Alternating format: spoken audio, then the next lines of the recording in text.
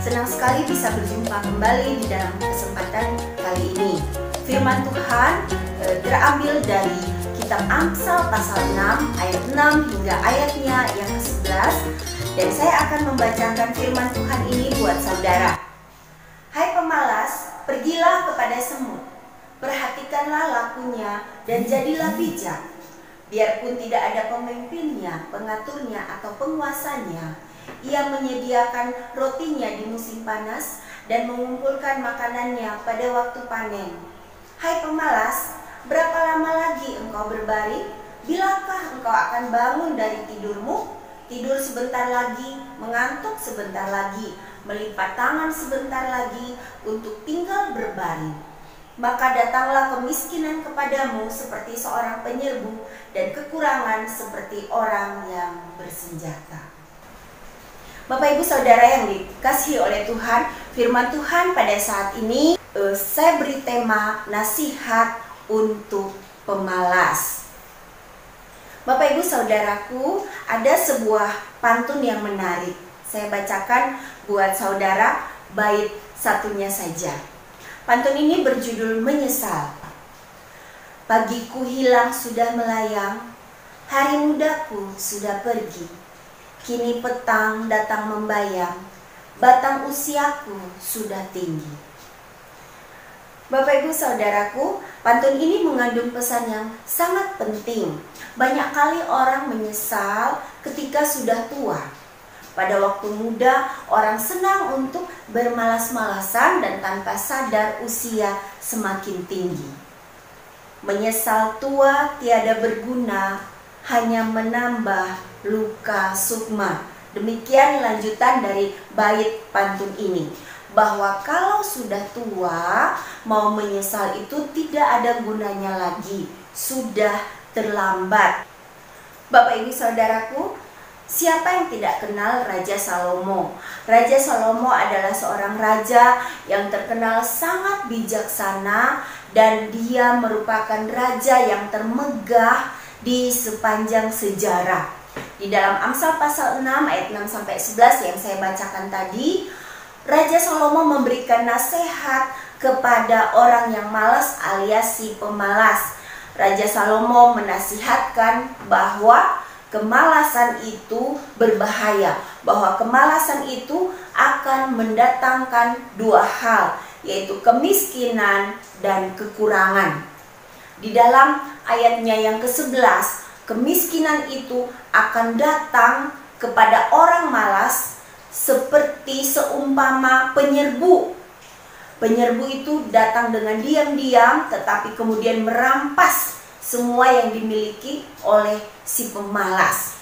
Kemudian yang kedua, Raja Salomo berkata bahwa kemalasan itu akan mendatangkan kekurangan, dan kekurangan itu akan datang seperti orang bersenjata. Artinya kekurangan itu akan bisa begitu kejam terhadap orang yang malas. Bapak Ibu Saudara, pemalas di sini digambarkan sebagai orang yang suka tidur tetapi sulit untuk bangun. Saya bacakan ayat 9 dan 10. Hai pemalas, berapa lama lagi engkau berbaring? Bilakah engkau akan bangun dari tidurmu? Tidur sebentar lagi, mengantuk sebentar lagi, melipat tangan sebentar lagi untuk tinggal berbaring. Bapak Ibu Saudaraku, tidur itu bukanlah dosa, tidur itu bukanlah sesuatu yang salah. Bahkan tidur dibutuhkan untuk tubuh kita mengistirahatkan organ-organ di dalam tubuh kita. Tuhan tidak membenci orang yang tidur. Bahkan Tuhan memberikan berkat-Nya kepada mereka yang dikasihinya sekalipun dia sedang tertidur. Mazmur 127 ayat 2 bagian B. Bapak Ibu Saudaraku, tetapi pemalas yang dinasihati oleh Raja Salomo di sini adalah orang yang pertama, orang yang acuh. Orang yang acuh terhadap tujuan hidupnya, orang yang bahkan mungkin tidak punya tujuan hidup, dia tidak punya mimpi, dia tidak punya cita-cita, sehingga dia tidak bergairah untuk bangun dan mengejar apa yang menjadi mimpi atau cita-citanya itu. Yang kedua, pemalas di sini adalah orang yang suka menunda-nunda. Dia mungkin saja punya mimpi, punya cita-cita, tetapi seorang pemalas selalu berpikir, nanti besok saja, atau kelaklah, atau kan masih ada waktu. Kemudian yang ketiga, pemalas adalah seorang yang pasrah atau orang yang menerima saja apa yang akan terjadi di dalam hidupnya. Dia ketika hambatan datang, tantangan datang, masalah datang, dia memilih untuk berhenti dan tidur daripada untuk berjuang, mencari jalan keluar atau berinovasi. Sehingga saudaraku, bagi seorang pemalas, kesempatan lewat begitu saja, peluang lewat begitu saja, tanpa terasa usianya semakin lanjut.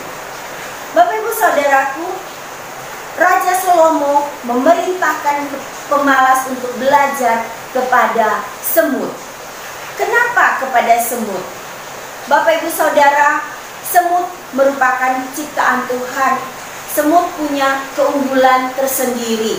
Ketika seorang pemalas gagal untuk diajarin, maka lebih baik baginya untuk belajar dari binatang yang lemah. Tetapi saudaraku, keunggulan semut yang perlu diperhatikan oleh pemalas, pertama, semut itu merupakan binatang yang terus bekerja sekalipun dia tidak ada yang mengawasi. Dia bisa dipercaya, dia gigih dan dia rela berkorban di dalam pekerjaannya. Kemudian semut adalah binatang yang selalu mempersiapkan sesuatu untuk hari besoknya. Makanan yang dikumpulkannya tidak dihabiskannya hanya untuk hari itu saja, tetapi untuk musim yang sulit besok harinya.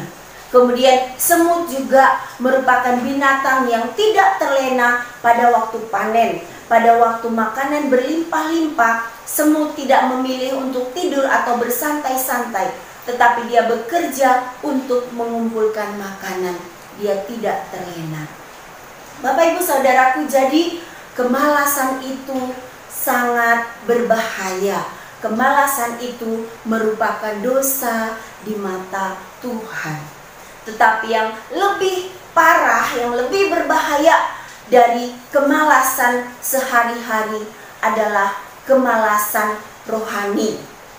Kemalasan rohani membuat orang malas berdoa, malas memuji Tuhan, malas mendengar khotbah, malas pergi ke gereja, malas untuk melayani. Akhirnya ketika masalah datang baru bingung, ketika ajal datang baru menyesal. Bapak Ibu Saudaraku yang diberkati Tuhan, marilah kepada kita yang rindu hidup untuk menyenangkan hati Tuhan, mari kita membuang sekiranya ada sifat-sifat kemalasan di dalam hidup kita. Biarlah Tuhan Yesus memberikan kita kekuatan untuk hidup menyenangkan hatinya, sehingga kita benar-benar berjalan seturut dengan rencananya dan hidup kita bisa dipakai menjadi berkat bagi banyak orang. Tuhan Yesus memberkati.